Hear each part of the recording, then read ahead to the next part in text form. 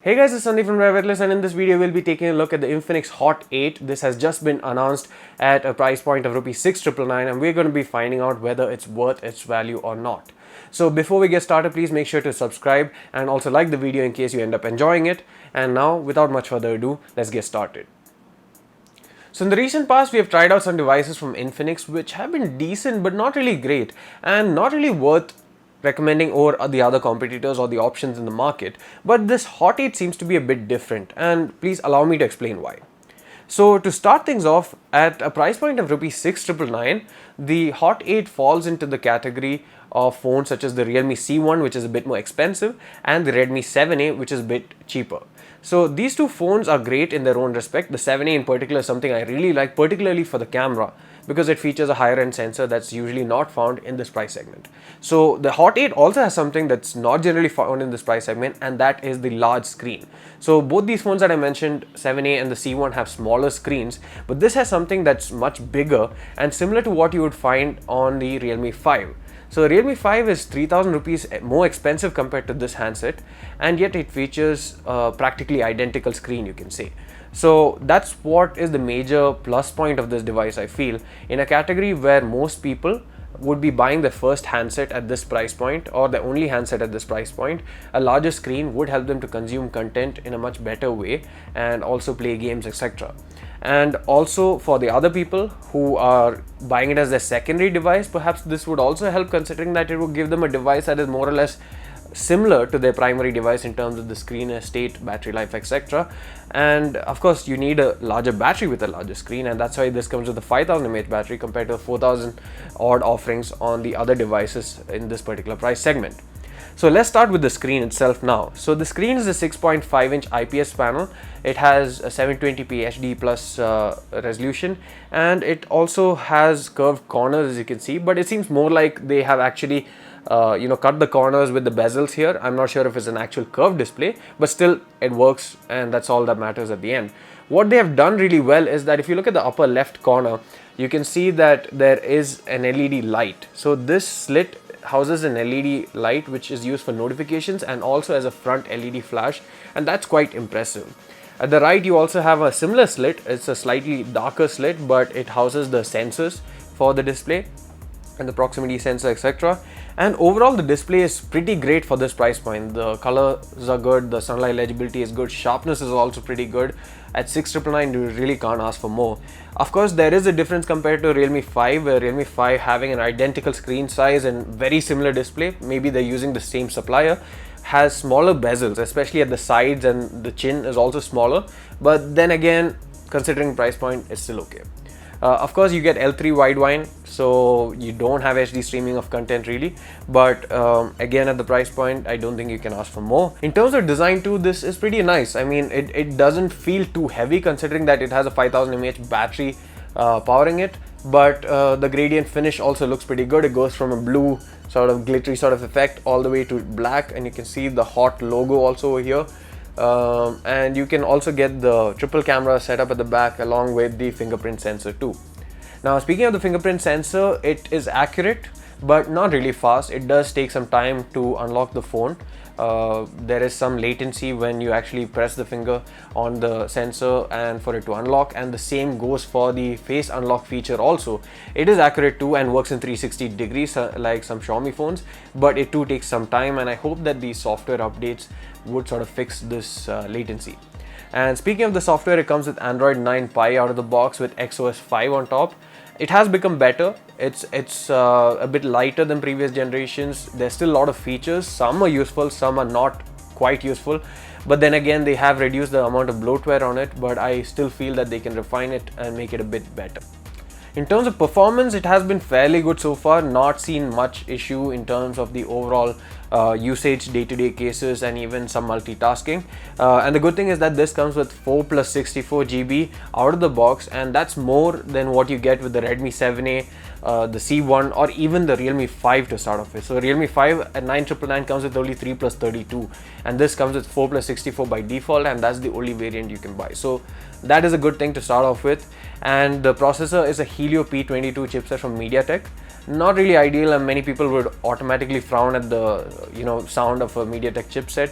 But then again, when you think of it, anything in this price range, 400 series Snapdragon chipsets are not really all that great.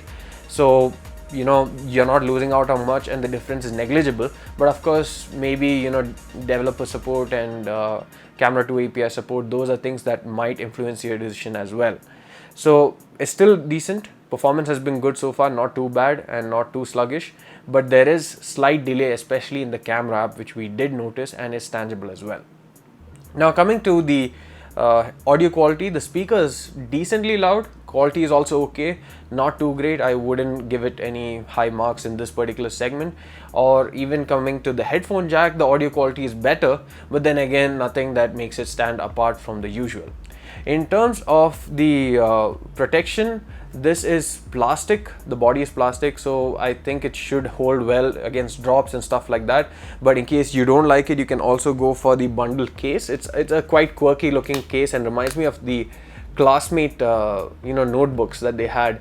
They had this sort of a graffiti sort of silhouette kind of a look happening on the notebooks as well, and this too adopts something similar.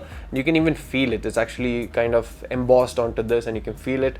And there's a weird QR code which links to their X Club, and it also highlights the Hot logo at the back. Now on to what I feel is probably the main letdown in this device and the main sacrifice that you have to make if you are going for the Hot 8 itself, and that's probably the camera setup. So at the back you can see that there are 3 sensors, or what looks like 3 sensors. There are 3 sensors, but in practical use there's just one sensor. So there's a 13 megapixel f1.8 1.12 micron sensor, there's a 2 megapixel depth sensor, and also what they're calling a low light sensor. So in essence, you're actually getting one main sensor and you're not getting any other sensor, in the sense that you don't get an ultra wide angle camera or a telephoto camera or a macro camera. So the Realme 5, for example, gives you a regular camera, an ultra wide camera, as well as a macro sensor, apart from the depth sensor as well. So in this case, you're getting one usable sensor. Of course, the depth sensor might help it do better, but I don't really see a huge benefit from the 2 megapixel sensor, and same goes for the low light sensor. The image quality is decent but not great, and something like the Redmi 7A would immediately be better than this. And up front also you have an 8 megapixel sensor, it's an f2 sensor, and again quality is decent and not too great. So we'll be linking some samples also in this video, so you can take a look at that and be the judge for yourself as to whether you like it or not. But the camera seems to be the main letdown in this device overall, especially even in this price segment. So the Infinix Hot 8 also has a 5000 mAh battery. Battery life has been really good. It charges over micro USB, and it will last even heavy users over a day of use easily, and even most users maybe 2 days of full use. One of the main issues that people have had with the Infinix phones is mainly service centers, which they say they're improving. They're making the network more widespread, the resolution more faster and better. And even in terms of the chipset, most people prefer Snapdragon chipsets, so in the future hopefully we do get to see that as well. But at ₹6,999, if you're actually looking for a screen-centric device with focus on content consumption, if you watch a lot of videos, movies, etc. on your phone, or play a lot of games, and you want a large screen and you want great battery life, then I think this device would perhaps trump the Realme C1 and the Redmi 7A. And in fact, if you don't really need all that extra cameras or the processing power from the Realme 5, you can save yourself 3,000 rupees and just get this as well. So if you do need it, then of course the Realme 5 is a better option. So that was the review of the Infinix Hot 8. I didn't expect to like this device as much as I did, but sometimes things can happen in the technology sector which surprise you, and this is one of them. And before we wrap this video up, I'd like to suggest our sort of plug-in for another channel today, and that is Clinton Jeff. So he's a good friend of mine. His channel name is also Clinton Jeff. You can look it up. I'll also include links in description for his channel, and also one of my favorite videos of his. You may know him from Oh My God, It's CJ or Unleash the Phones. And CJ has been in the industry for a really long time now, and back when the tech scene was much smaller in India, CJ was one of the people that I met at most events.